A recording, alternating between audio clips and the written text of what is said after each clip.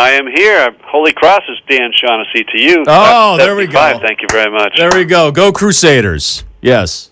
Hey, we got a wagon up there with a football team. What are they, 7-2? They're crushing it this year. Yeah, they're doing pretty well this year. Yeah, that's right.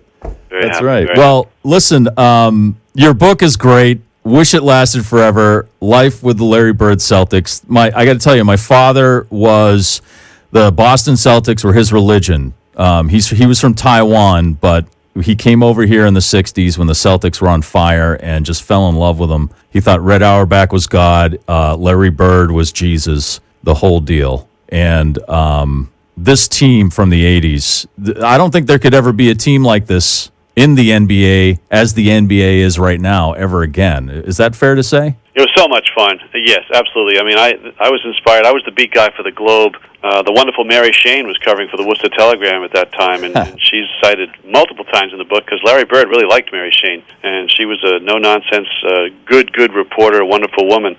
And, of course, Bill Doyle, we got all the guys out there. But it's been, it was my privilege to get to be with this team every day in the 80s. And, during the early days of the pandemic, you're seeing no games, and it was awful. And The Last Dance was appointment TV every Sunday night, and then they started showing those Celtics classics on Comcast in the 80s. And I keep seeing my 28-year-old self with his giant head of hair and big Michael Caine glasses sitting at the table. And I remembered, hey, yeah, I was around that. I've been telling those stories for 40 years. And in those days, they gave the lowly writers those great seats. Bud would be down there with us, and Doyle and Mary, and we'd all be side by side. John Guerin was part of that.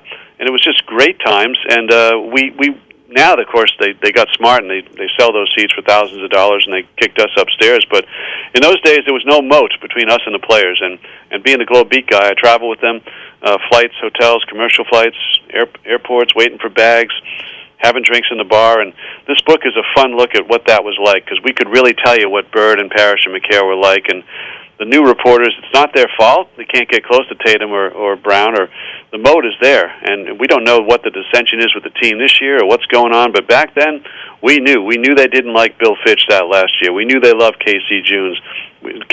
We knew that Bill Walton's wife hired a stripper on his birthday to come to Hellenic College and perform during practice. I mean, just stuff that you could never do today. This thing's a lot of fun, and Wish It Lasted Forever is all about that. Yeah, you. On a side note, you looked exactly like, and I'm sure you've heard this before, you looked like Napoleon Dynamite back in the 80s. Absolutely. Yeah, I got a lot of Napoleon Dynamite going on in all those pictures, no question. You're a dead ringer, for sure. Yeah, this book is not only about the team, but how the NBA was covered back then. And you mentioned it right there. It wasn't such a huge business back then. There's a part where, and especially with someone like Larry Bird, there's like a part in the book where he's like, I can't see spending, I'm paraphrasing here, I can't see spending $50,000 on a car when the house I grew up in wasn't even worth $10,000. And it's I think that attitude's gone in the NBA. Oh yeah. I mean, he grew up poor, and a lot of today's players grew up poor. Yeah. Yeah. They're also getting their ass kissed by the time they're 14 years old in those AAU programs, and they come into it thinking they're special, and there's not as much dues paying or maybe, I don't know, respect for what came before you. But Bird really had that. He wanted to know about Wilt Chamberlain, and he wanted to know about Oscar Robertson, and he never lost the value of how much money he was getting to play basketball. He couldn't believe it.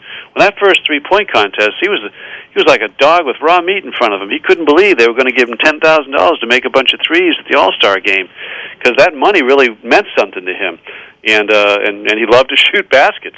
And it was just, I just feel, it wasn't about the brand or talking to your friends and meeting at the All-Star game and talking about how we're going to all play together next year. I mean, he hated Bill Laimbeer. He didn't want Laimbeer to be in the Eastern Conference All-Stars because he didn't want to practice with him or have to ride in the bus with him. I mean, it wasn't like they were all hugging after the games back then. And this sounds like, the old guy get off my lawn thing, and I try to avoid that. There is an element of that because it was just really fun. It was different. It was special. And that's, we tried to kind of encapsulate that fun and joy that they had for each other in the covers of this book. It's amazing how that team transformed after they got Larry Bird, because the late 70s Celtics, I just remember my father in misery. There was just so terrible. And it was such a shame to see John Havlicek end his career in such an awful season. And what was it with him that lifted everybody else up? I mean, there was a surge there. They had bottomed out. I think they won 29 games the year before, and then he came in. ML Carr came in, and Bill Fitch was the new coach. They had a whole transformation, and there was just good energy. And Collins had 1 year left him at that point, and he stuck around. John was gone, as you say, and they bring in Tiny Archibald, and it got good pretty fast. They went to 62 wins. It was the quickest one-season turnaround anyone had, and then a year later they win the championship in Bird's second year. Maxwell's MVP of the finals.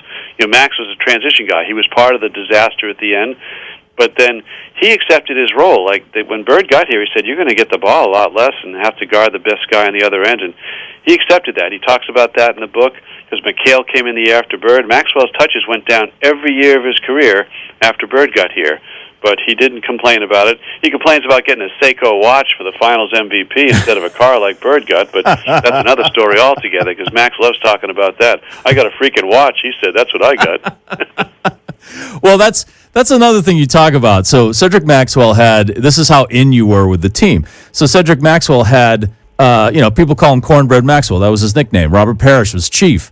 But then there were nicknames that only the team gave each other, that they only knew, and that you, as someone who was so involved with the team, the relationship you built with the team, that you only knew, right? And that's how in you were with these guys. It was weird things because around the team, everybody called ML was Froggy. Max was like the commissioner of all the names, and Chris Ford was Doc. I mean, no one calls Chris Ford Doc unless you were traveling with that team. It was some stupid play in practice where he tried some cradle dunk or something like that, and jammed his hand on the rim or something, and they were like, "Oh, you're imitating Julius Erving now. We're going to call you Doc." So Chris Ford became Doc the rest of his life around that team. His head coach of the team, Larry was still calling him Doc. And there was Gerald Henderson was Sarge. He wore a stupid outfit one day that had some sort of military stripes on it, so he was Sarge. And I was Scoop, of course, because I was always trying to get the damn scoop. And everybody. One time I told Quinn Buckner, I wrote that he played like a man with no clue. Oh, Max loved that. He said he called him Inspector Clouseau for the rest of his life. There he is, Inspector Clouseau.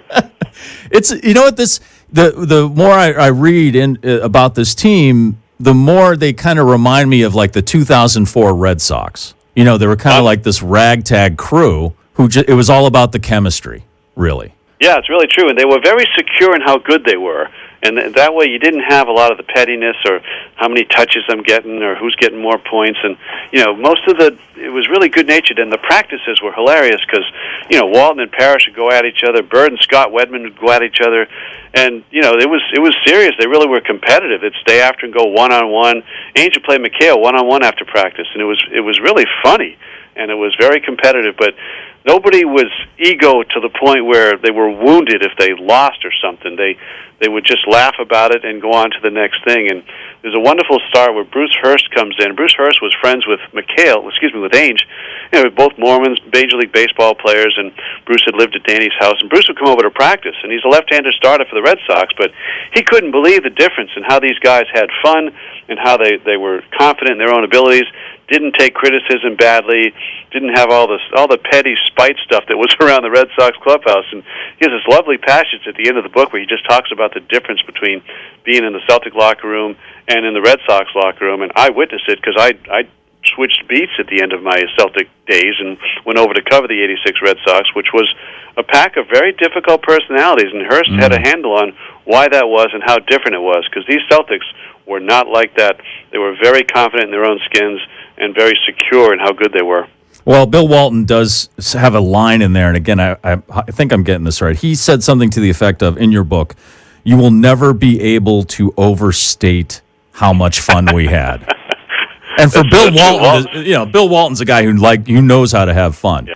And so, which is a great line. Well, it's a really great read. It's a lot of fun, Dan. There's so many great stories in there about such a great team, and could be the greatest, still the greatest basketball team in NBA history. And I'm a homer, though.